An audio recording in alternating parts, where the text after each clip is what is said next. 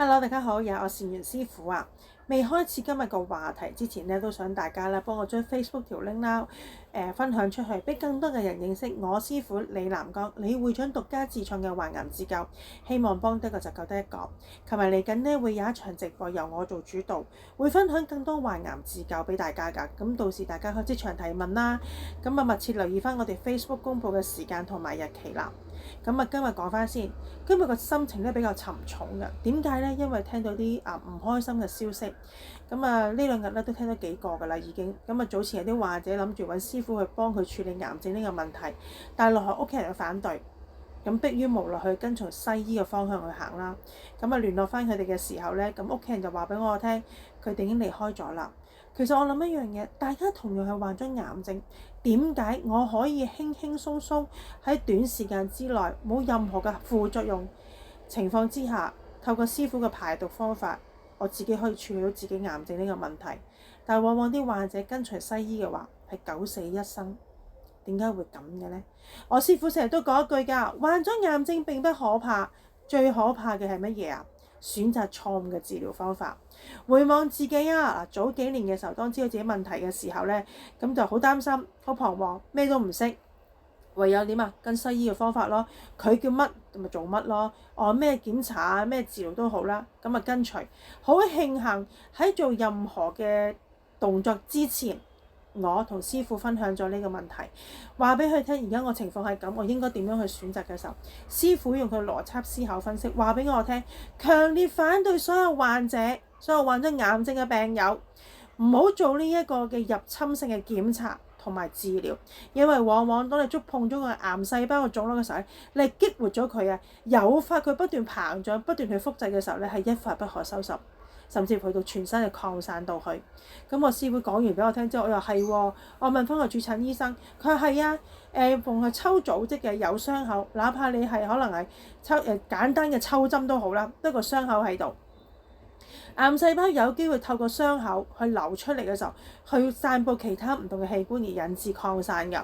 而至於 PET scan 都係，因為咧你所謂嘅顯影劑，大家知唔知顯影劑入邊嘅成分係啲乜嘢？係糖啊！原來連西醫都知道糖係癌細胞嘅補品嚟㗎，佢仲將咁高濃度嘅糖分打入你身體入邊嘅時候，哇！癌細胞就開心 happy 啦，不斷開 party， 不斷去招兵買馬，不斷去取呢個糖啊，不斷吸入去嘅時候咧，會增加咗佢個活躍程度，即時增加佢個複製程度係10倍以上啊，所以好容易引發啲擴散。嗱，西醫知道當做抽組織，或者做 PET scan 都好，有擴散呢個風險，同埋一啲未知因素嘅原因，或者啲風險都好啦。喺做所有呢個抽組織之前咧，佢必須要患者簽一份聲明書。我師傅話呢叫生死狀，點解？因為西醫知道個風險喺度，亦都會引發好多擴散嘅問題嘅時候，佢唔想承擔任何責任啊，就由有患者自負咯。自己負上責任。咁你諗下，如果當醫生話俾你聽，喂，抽針嘅時候或者做 PET scan 會有啲擴散嘅喎，你又做唔做？咁你又會問啦，咁我唔做又點知係第幾期啊？點醫啊？就算俾你知道咗第2、第3、第4末期都好，你咪有癌腫瘤咯。我師傅話有 cancer 咪照 cancer 去醫，哪怕第幾期要使唔需要知道第幾期，根本就係淨係知道身體有腫瘤、有癌腫瘤，咪去醫咯。知第幾期係冇意思嘅噃，咁亦都有人問啦，咁我點知道自己嗰個癌細胞嗰個程度去到邊啊？我師傅教我方法係乜嘢咧？抽血最安全最穩陣，因為觸碰唔到個腫瘤，唔會引發擴散，咁亦都唔會有個傷口令到佢有個擴散跡象或者風險喺呢度。而抽血嘅時候可以用呢個癌指數做個指標，亦都有人話啦，癌指數個指標個數字嚟喎，唔代表一切嘅噃咁如果我發燒探熱去到38度、39、40、41度嘅時候，咁呢個數字如果唔做指標嘅話係乜嘢啊？咁即係因為我冇發燒，值得大家去思考啊。咁另外一樣嘢就係話啦，當我哋知道咗第幾期都好啦，咁西醫就會建議你可以進行化療啊、標靶等等啦。其實而家大部分嘅化療同埋標靶咧都未納入藥物名冊，所以都係自付嘅，要自己俾錢去做一隻白老鼠。你記住啊，醫生係專業人士，佢會話到俾你聽，用幾多 gram 嘅藥，用咩針，點樣去打，可以有效幫你處理到癌腫瘤、癌細胞，可以殺佢點都好啦。但係去到呢度，醫生一樣要你簽份聲明書。點解？因為喺呢個過程當中有好多不明朗嘅因素，有啲未知嘅風險，佢唔想承擔責任。醫生、醫院、藥廠唔想冒呢個風險，亦都唔想承擔責任，就唯有將個責任擺翻喺邊度啊？患者咯，即係話你係自己俾錢買毒打落自己身體度，所承受嘅所有任何風險都要自己去負責。自己去試，咁你諗下，我明明係想醫個癌症嘅咋，我唔想再孭咁多嘅風險，但係往往西醫嘅方向就係要咁。究竟用咩方法？究竟用西醫方法係咪真係幫到大家，幫到你自己嘅癌症？值得大家去思考啊！好啦，講翻啦，彎癌刺交，我師傅呢個方法係好輕輕鬆鬆可以處理到癌症。我師傅講㗎，患咗癌症嘅病友必須要服用中藥，壓制住個癌細胞，減低佢個複製同埋活躍嘅程度，從而再計埋湯水啊、食療嘅配搭，同埋師傅獨門嘅排毒方法，重點要戒口。喺幾樣嘢加埋一齊之下，可以幫你有效喺短時間之內處理到癌症呢個問題啊！而最犀利一樣係乜嘢啊？我哋師傅唔需要任何患者簽任何嘅聲明書，即係生死狀。點解？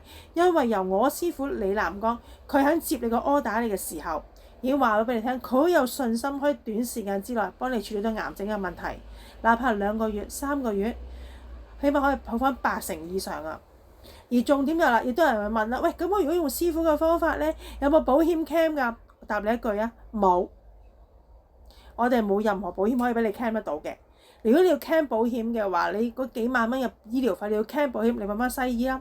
而家我哋收緊你嘅唔係30萬，唔係300萬、500萬啊，只係3幾萬，短時間之內可以幫你處理到癌症呢個問題。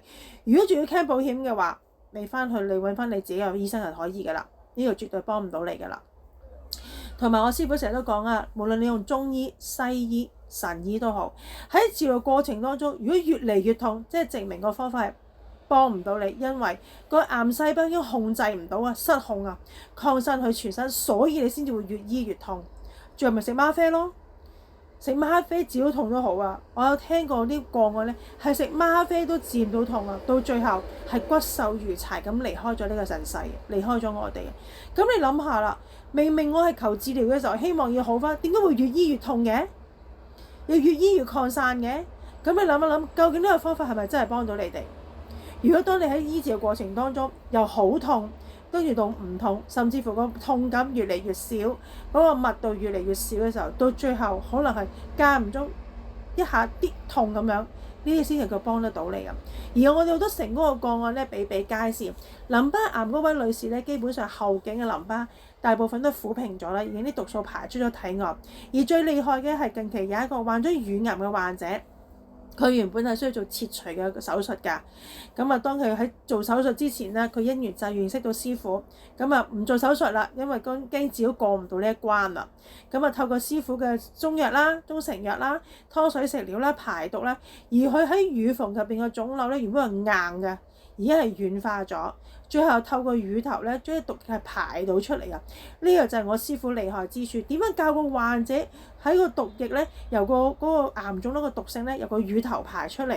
呢個就獨門嘅排毒嘅方法，由患者自己去處理，自己去做。我哋有相，亦都有圖俾你睇翻㗎。如果正患咗癌症嘅你，又深受折磨啊，或者困擾，唔知點算好，咩方法可以幫到自己？不妨 WhatsApp 我哋成功嘅個案比比皆是，可以俾你做一個見證㗎。重點，我哋嘅所有患癌治救方法唔需要患者簽任何嘅聲明書，因為只要我師傅肯收你嘅 case 嘅話，基本上可以80%以上幫你處理到癌症呢個問題㗎啦。嗱，我係善緣師傅，今日分享到呢度嘅先，有需要嘅不妨 WhatsApp 我啦，拜拜。